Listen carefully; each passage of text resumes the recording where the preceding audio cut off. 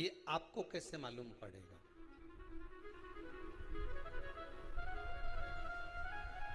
पितृ भूखे हैं, इसका तो वर्णन हमने पहले कर दिया कि रात्रि को जब आप सोने के बाद में 1-1.5 घंटे बाद अगर आपकी नींद खुल जाए, 1 घंटा 1.5 घंटा आप सो लिए, उसके बाद जो नींद खुली तो 1-1.5 घंटे तक अगर आपको नींद नहीं आ रही है, रात्रि को सोने के बाद में 1 घंटे बाद जब उठे तो आपको प्यास लग गई, भूख लगने लगी, प्यास लगने लगी कि मेरे को पानी पीना पड़ेगा, घबराहट हो रही, पानी पीना पड़ेगा। 1-1.5 घंटे सोने के बाद अचानक नींद खुले और आपको प्यास लगे, समझ लेना आपके पितृ भूखे हैं और प्यासे हैं।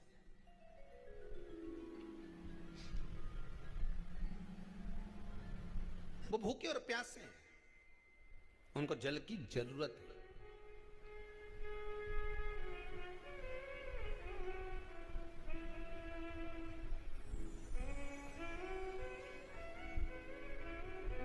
किसी भी नदी में, सरोवर में, कुंड में, बावड़ी में, तालाब में, आप तीर्थ में जाकर जब स्नान करते हैं तो स्नान करने के बाद एक काम का नियम बना लो कि अपने हाथ की अंजलि में जल लेकर अपने पूर्वजों को देना है। प्यासे रहते हैं, भाग मांगते हैं।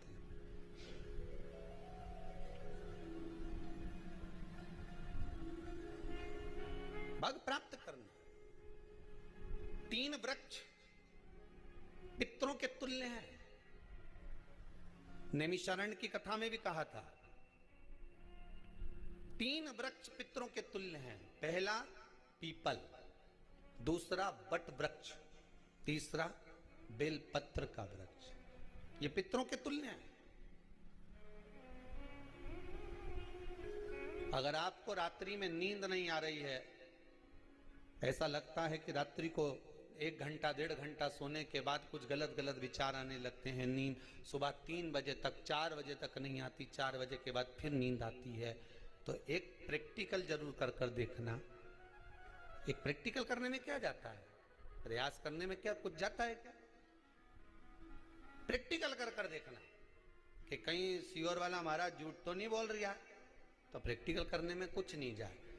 1 लोटा पानी लो, उसमें थोड़ा सा कच्चा दूध डाल लीजिए। बेलपत्री का पेड़ या पीपल का पेड़ या बट का पेड़, इन पेड़ के नीचे ले जाकर उस दूध को दोपहर में सुबह 10 बजे से लेकर 12 बजे के बीच में ले जाकर चढ़ा दीजिए। रात्रि को फिर ना आपको प्यास लगेगी ना भूख लगेगी, नींद एक बार लगी तो सुबह ही खुलेगी। प्रैक्टिकल करने में क्या जाता है? पानी डालने में तुम्हारा कुछ जाएगा? अरे बोलो तो सरी, हमें 10 रुपया का दूध जरूर उसमें, और तुम इतनी चतुर हो, इतना सारा दूध थोड़ी डालोगी, तुम 2 घंटा लगेगा। कहाँ तुम इतना डालने वाली हो है?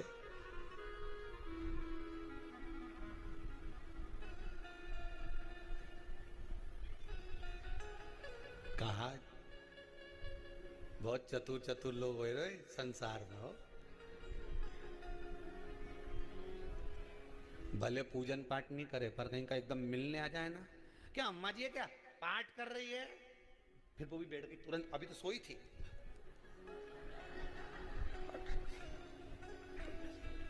तुरंत। क्या पंडित जी हैं क्या, उनसे थोड़ा काम है, अभी माला जप रहे हैं, मालूम पड़े पंडित जी तो आराम से सेव फल खा रहे थे। अब प्लेट सोफा के नीचे घुसे तुरंत।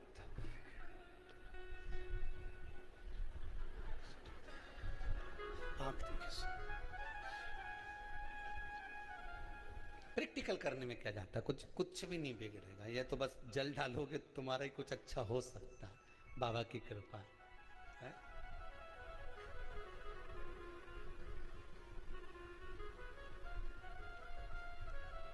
3 वृक्ष पितरों के तुल्य हैं।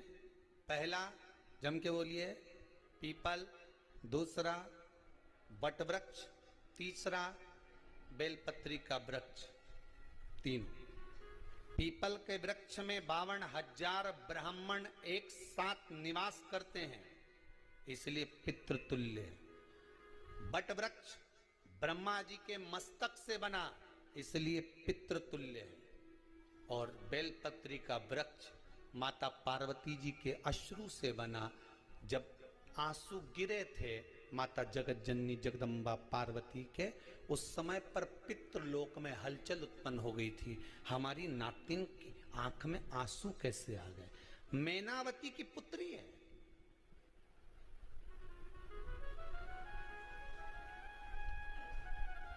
पितरों की नातिन, इसकी अश्रु कैसे गिर गए? पार्वती जी ने कहा ये आंसू नहीं, मेरा पुण्य भाग प्रकट करती हूं बेलपत्री के रूप में। तो पितरों ने वर दिया था कि ये बेलपत्री का वृक्ष हमारा आशीर्वाद है, इसके नीचे अगर कोई दीप लगाता है, शिव को स्पर्श कर चढ़ाता है, उसके पितरों की शांति होगी। हम स्वयं उसको आशीर्वाद देने के लिए पधारेंगे। बेलपत्र का वृक्ष पितृतुल्य।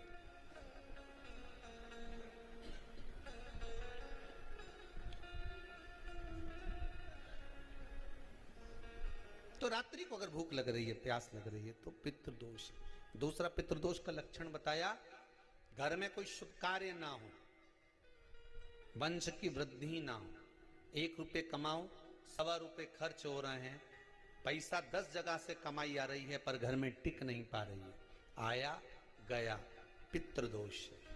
जरा सी कटोरी पड़ी है उसके पीछे विवाद चालू हो जाए, पानी ढुल गया उसके पीछे विवाद हो जाए, या छोटी छोटी बात में घर में क्लेश मचा हुआ है, पितृदोष है। समझ लो हमारे पूर्वज हमसे खुश नहीं है, प्रसन्न नहीं।